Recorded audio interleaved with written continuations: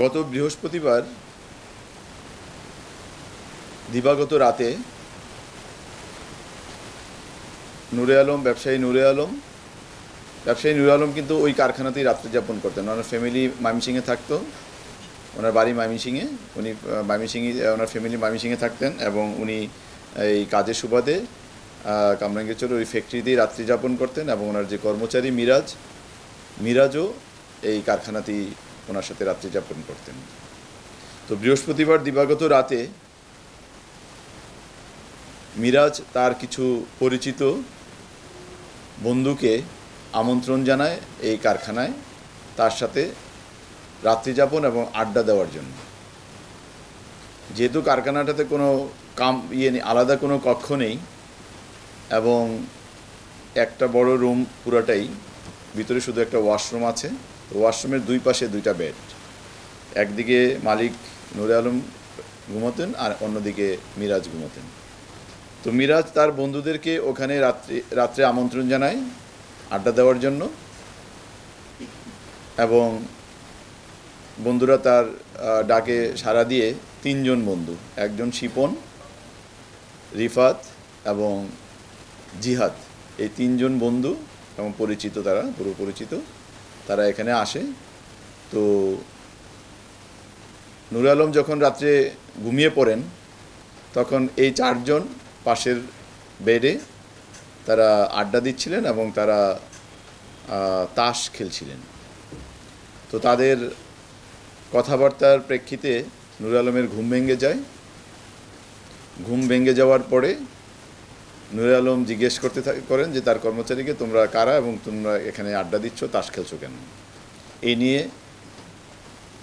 মিরাজ এবং অন্য তার বন্ধু বা পরিচিতদের সাথে তার কথা কাটাকাটি এবং বাকবিতণ্ডা শুরু হয়। এক পর্যায়ে মিরাজের যে বন্ধুদের একজন জিহাদ আবার এখানে সম্পর্কে যে শিপন আছে, একজন শিপনের শ্যালক। তো জিহাদ পাশে থাকা একটি হাতুড়ি দিয়ে নুরে আলমের মাথায়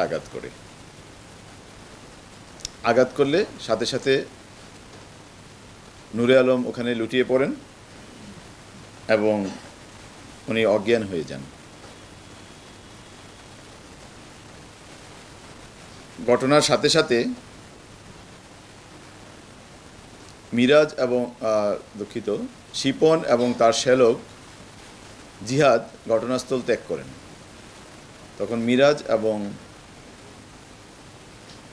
রিফাত ওখানে অবস্থান করেন এবং তারা পরীক্ষা নিরীক্ষা করে দেখেন যে ওনার শারীরিক অবস্থাটি তাদের মতো করে। তো তাদের পরীক্ষায় দেখা যায় লোকটা শ্বাস প্রশ্বাস বন্ধ হয়ে গেছে, অর্থাৎ উনি মারা গেছেন, এটা তাদের ভাষ্য অনুযায়ী।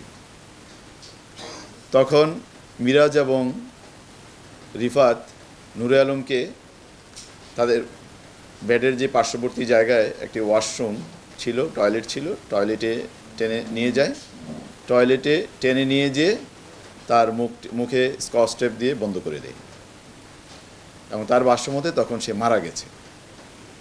তখন সে পুনরায় তার ওখান থেকে চলে যাওয়া শিপন এবং জিহাদকে ফোন করে যে তোমরা এই অবস্থা করে চলে গেলা, এখন আমি এটা নিয়ে কি করব।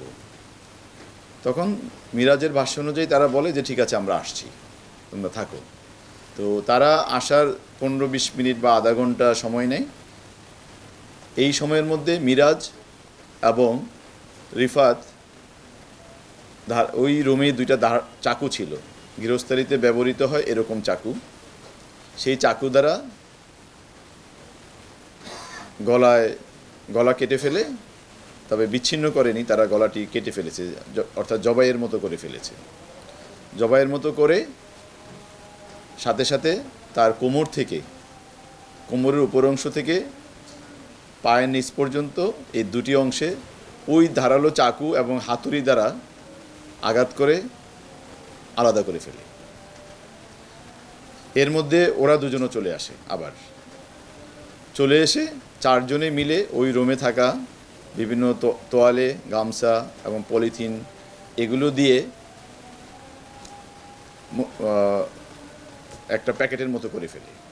প্যাকেটের মতো করে ওই যে রোমে যে ছাপার কাজে ব্যবহৃত বড় টেবিলের মতো, ওই টেবিলের একটা কোণায় এক পাশে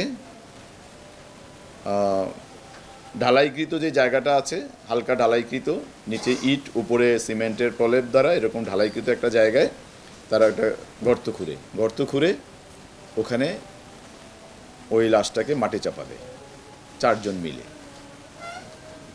এবং পরবর্তীতে তারা 3 জন ওই রাতেই ওই রুমটি ত্যাগ করে। আর মিরাজ যেহেতু তার কর্মচারী ছিল, সে নিজেকে আড়াল করার জন্য অধিকতর বুদ্ধিমত্তার পরিচয় দিয়ে ওর ভাষায় যে আমাকে যাতে কেউ সন্দেহ করতে না পারে, সে ওখানেই অবস্থান করে। এবং এই বিষয়ে আমরা যখন জিজ্ঞাসাবাদ করি, সে বলে যে আমি যাতে ধরা না পড়ি এই জন্য আমি এই কাজটা করেছি, আমি পালিয়ে যাইনি। এবং আমাকে মালিক ছাড়া আর তার ফ্যামিলির সদস্যরা বা কেউই আমাকে চিনত না। এই ঘটনার পরপরই পরের দিন অর্থাৎ শনিবারে সন্ধ্যাবেলা থানায় আমাদেরকে মালিকের ওই নুরে আলমের আত্মীয় স্বজন থানায় আসে। এসে আমাদেরকে বিষয়টি ইনফর্ম করে যে আমাদের এই নামে একজন লোক নিখোঁজ বৃহস্পতিবার রাত্র থেকে। বৃহস্পতিবার রাতে সম্ভবত 11টার পর পর্যন্ত ফ্যামিলির সাথে তার যোগাযোগ ছিল এবং তার শুক্রবারে তার বাড়িতে যাওয়ার কথা ছিল, ময়মনসিংহে যাওয়ার কথা ছিল। তো মূলত ময়মনসিংহে না যাওয়াতে এবং ফোন বন্ধ পাওয়ার কারণে তারা আর তার সাথে যোগাযোগ করতে পারেনি। তো শনিবারে সন্ধ্যার পরে থানায় তার আত্মীয় স্বজন যোগাযোগ করে যে আমাদের আত্মীয় এই নাম, তাকে আমরা পাচ্ছি না, তার ফোন বন্ধ, সে বাড়িতে যাওয়ার কথা ছিল, সে নিখোঁজ, আমাদেরকে একটা অভিযোগ দেয়। তো অভিযোগের প্রেক্ষিতে আমরা বিষয়টি অনুসন্ধান শুরু করি এবং অনুসন্ধানে আমরা আসলে শুধু রিফাতের সাথে তার ফ্যামিলির বাইরে অন্য যাদের সাথে যোগাযোগ করেছে এরকম একজন শুধু মিরাজের, অর্থাৎ যে তার যে কর্মচারী ছিল, এই কর্মচারীকেই পাই, আর কারোর সাথে তার যোগাযোগ হয়েছে এরকম আমরা আর পাচ্ছিলাম না।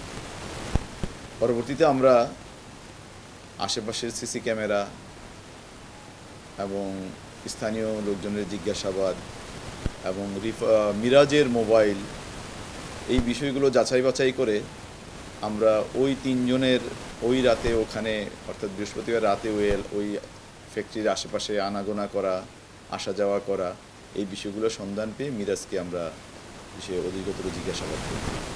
জিজ্ঞাসাবাদে মিরাজ ঘটনাটি এক পর্যায়ে আমাদের কাছে স্বীকার করে এবং সে বলে যে 4 জন মিলে তারা এই কাজটি করেছে এবং ঘরের যে ছাপা কারখানার যে জায়গাটিতে তারা পুঁতে রেখেছিল সেই জায়গাটি আমাদেরকে দেখায় এবং তার শনাক্ত মতে ওই জায়গাটি শনাক্ত মতে গতকালকে বিকালের দিকে আমরা ওখানে তার লাশ উত্তোলন করি এবং আত্মীয় স্বজন অর্থাৎ নুরে আলম যে ভিকটিম, তার আত্মীয় স্বজন এই লাশটিকে তাদের আত্মীয়র লাশ অর্থাৎ নুরে আলমের লাশ বলে শনাক্ত করে।